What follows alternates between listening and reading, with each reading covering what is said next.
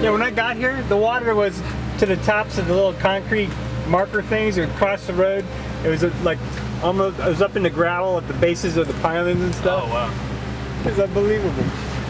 First time we went out, it was so much. It was like, you know, you just kind of sat in here and like, let's think about this for a little bit more. So then we adjusted the sails and everything else and went back out. I was on a 4.0 and I was on a 4.2 and it was brutal.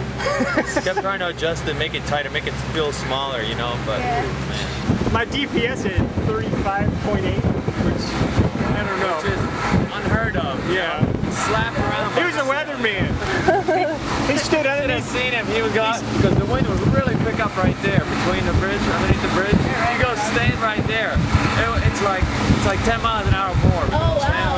And he clocked it at, he had a GPS, he collected at 55 miles an hour under the bridge. The wind made it at 54, 55, yeah. We were using your side sails there.